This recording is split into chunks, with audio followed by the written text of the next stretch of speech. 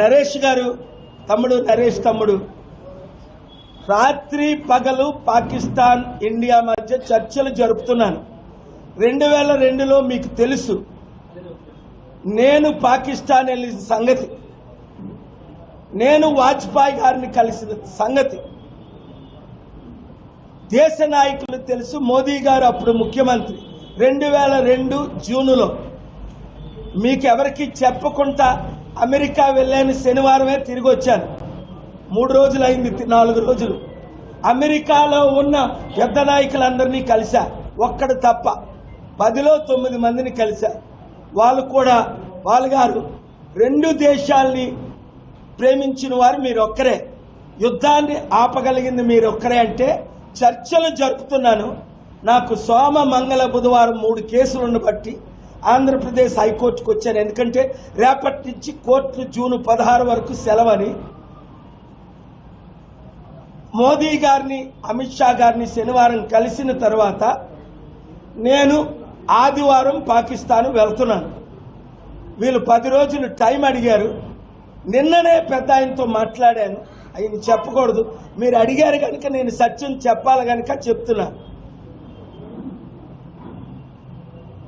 పాకిస్తాన్ యుద్ధం ఆపడానికి అన్ని ప్రయత్నాల్లో ఉన్నాను. మొన్న టర్కీ వెళ్ళాను. రష్యా యుక్రెయిన్ యుద్ధం ఆపడానికి చర్చలు జరిపాను. ఎప్పుడు? ఏప్రిల్ గత నెలలో 2 వారాల క్రిందట 1200 మంది పెద్ద లీడర్స్, మా కోఆర్డినేటర్, మా అంబాసిడర్ పెట్టిన మీటింగ్ వచ్చారు. ప్రపంచ నాయకులందరూ వచ్చారు. నిన్న ఆంధ్రప్రదేశ్ హైకోర్టులో ఫోటోలు రిలీజ్ చేశాను కోర్టుకి. ఇదిగోండి, వీరందరూ ప్రవీణ్ పగడాల గురించి అడుగుతున్నారు, మణిపూర్లో జరిగిన హత్యల గురించి అడుగుతున్నారు. నిన్న కోర్టుకి కాపీలు ఇచ్చాను. ఇంకా అంతకంటే రుజువులు ఏం చేయాలి? మోదీ గారికి పంపించా.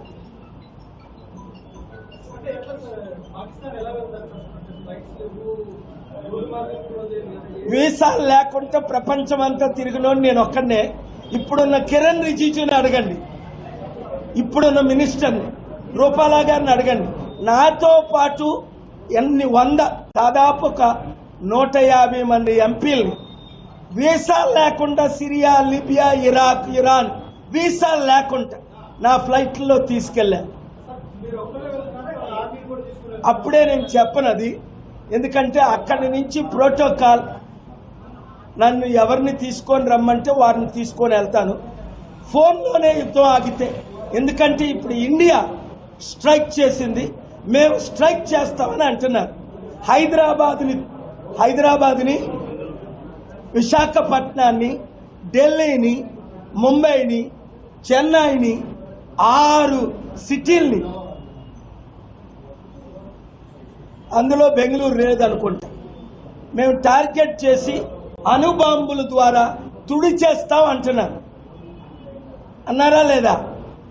మన దేశంలో, రాష్ట్రంలో హై అలర్ట్ పెట్టారా లేదా? వద్దు, శాంతే కావాలి అని. మరి ఇండియా ఎందుకు స్ట్రైక్ చేసిందని అడిగారు. ఇండియా చేసింది టెర్రరిస్ట్ క్యాంపులను మాత్రమే. ఇస్లామాబాద్ని కానీ, రావల్పిండిని కానీ, పాకిస్తాన్లో ఉన్న సిటీలు కానీ టార్గెట్ చేయలేదు.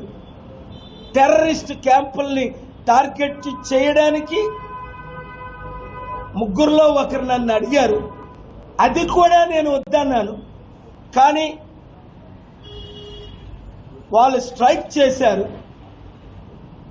అయినా మన సెక్యూరిటీ ల్యాబ్స్ అవడమేంటి చెప్పండి? ముందే తెలిసి వీళ్ళకి 16ని, ఏప్రిల్ 16ని వారు అన్నారు మేము అటాక్ చేస్తున్నాం, 18ని అన్నారు, ఓపెన్గా చెప్పారు. మరి వాళ్ళు ఎలాగెళ్ళిపోయారు ఇంతమంది టెర్రరిస్టులు అక్కడికి? ఏం జరుగుతుంది? అది మన లీడర్షిప్ ఫెయిల్యూర్ కాదా?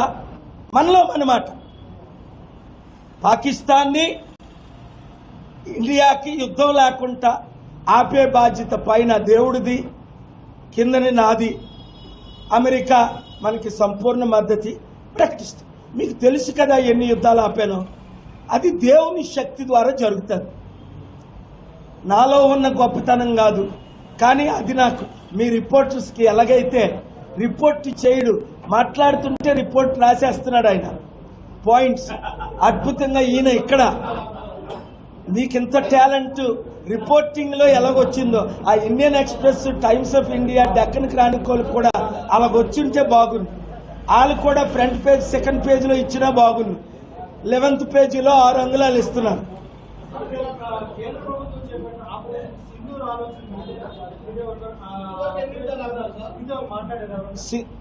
ఆపరేషన్ సింధూర్ టార్గెట్ చేసినవి అది కేవలం నేనైతే వద్దనను, ఓపెన్గా అన్నాను, సీక్రెట్ నేనైతే వద్దన్నా.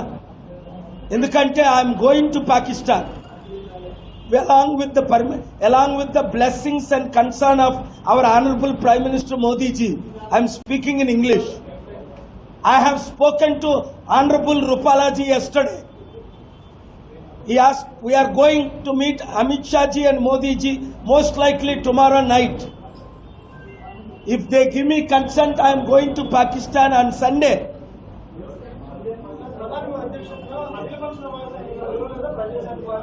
వీళ్ళు వార్మోంగర్స్ ను పిలుస్తారు, వాళ్ళు ఆయన చెంచాలను పిలుస్తారు. నేను ఆయన చెంచాను కాదు. ఆ స్టాంప్ వేసిన వాళ్ళు పిలుస్తారు.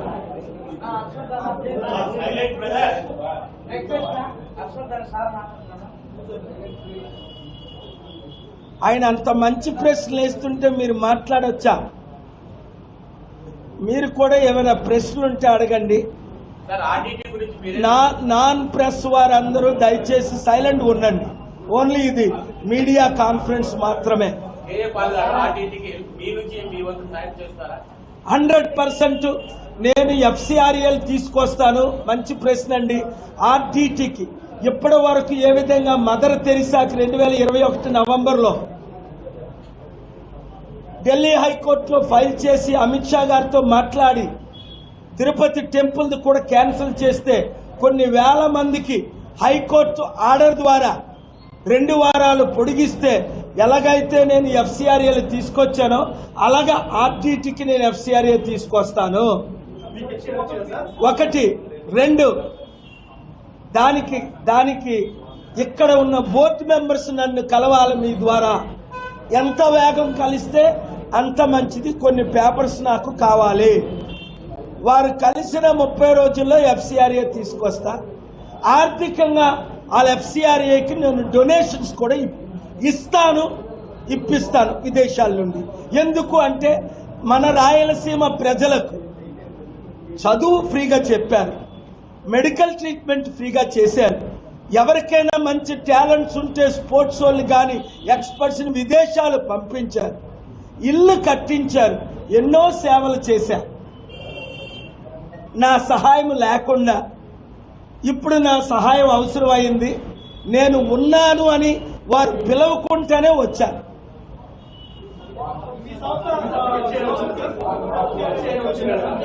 మా సంస్థకి FCRAలు పబ్లిక్ ఇంట్రెస్ట్ లిటిగేషన్ లేకుండా అందులో మేము అంటే మాది ఫైల్ చేస్తే పబ్లిక్ ఎవరని 52,000 కోట్లు తెచ్చిన అందరి కొరకు నేను పోరాడుతున్నాను. మాది కూడా అతి త్వరలో FCRAలు తెచ్చుకుంటాం. ఎందుకంటే అమెరికాలో మరలా నా మిత్రుడు శిష్యుని గెలిపించుకున్నాం. సెనెట్ మెజారిటీ లీడరు ఒకప్పుడు 2002లో ఆయన ఓడిపోయినప్పుడు జాన్ థూన్ అని ఆయన నా అంబాసిడర్, మీకు తెలుసు. ఆయన ఇప్పుడు దేశాన్ని నడిపిస్తున్నాడు. వాళ్ళందరినీ కలిసి ఏప్రిల్ 29, 30ని ఫోటోలతో సహా ఆంధ్రప్రదేశ్ హైకోర్టుకి నిన్నే నేను సమర్పించాను.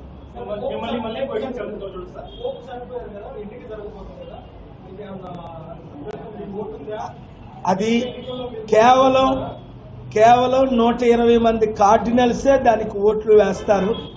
అందులో మన ఇండియా నుంచి ఉన్న కార్డినల్స్ ఉన్నారు, ఆఫ్రికా నుంచి ఉన్నారు. నాకు తెలిసైతే మన ఇండియన్స్కి కానీ ఆఫ్రికన్స్కి కానీ ఎవరు మరలా తెల్లోళ్ళకే ఇచ్చుకుంటారు.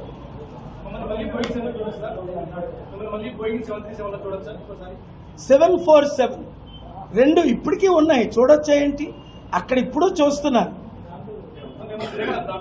ఇక్కడక నేను ముఖ్యమంత్రి అయినా అవ్వాలి, ప్రధానమంత్రి అయినా అవ్వాలి, ఎంపీ అయినా అవ్వాలి, లేదా నరేంద్ర మోదీ గారు మనసైనా మారాలి. ఇగో నా శిష్యుడు కొడుకే కదా ఇప్పుడు ఏవియేషన్ మినిస్టర్, ఎర్రంనాయుడు కొడుకు, 30 సంవత్సరాల శిష్యుడైన కొడుకు. చిన్నప్పుడు పిల్లల్ని ఆడుకున్నాను, కొడుకుని కూతుర్ని, ఎర్రంనాయుడు కొడుకు కూతుర్ని అనేక సార్లు నా దగ్గర తీసుకొచ్చారు బ్లెస్సింగ్కి. ఆయన ఏవియేషన్ మినిస్టర్. ఆయన అనుకుంటే మరి మోదీ పర్మిషన్ ఇస్తే 30 రోజుల్లో మరలా నా 747 ఇక్కడికి వస్తుంది, ఎక్కువైతే 60 రోజుల్లో. వాళ్ళు పర్మిషన్ ఇవ్వట్ల. అంతకీ ఎందుకు? అదానీ అంబానీలకి 15 లక్షల కోట్లు రుణమాఫీ బిలియనర్స్కి, నన్నేమో 30 కోట్లు ట్యాక్స్ కట్టమంటున్నారు చారిటీలకి. అదే అడిగాను నేను కోర్టులో, ఇది న్యాయమా అంటే మీరు కంటెంప్ట్ అంటాడు ఒకడు.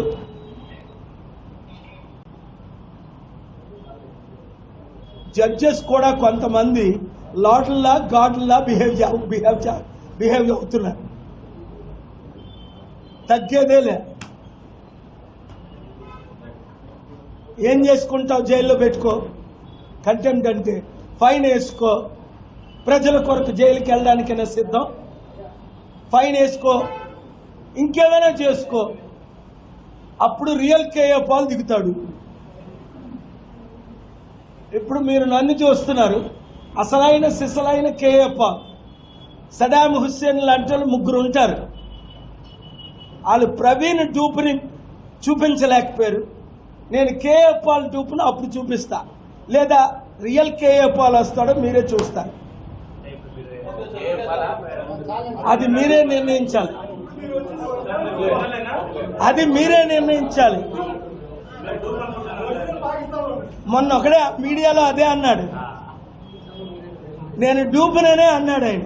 ఎందుకంటే ఒరిజినల్ ఆయనకి చాలా హెయిర్ ఉంటుందట, మీసాలు పెద్దలు ఉంటాయట, ఓన్లీ శాంతిగా మాట్లాడతాడట, కొరడాలు పట్టుకోడట.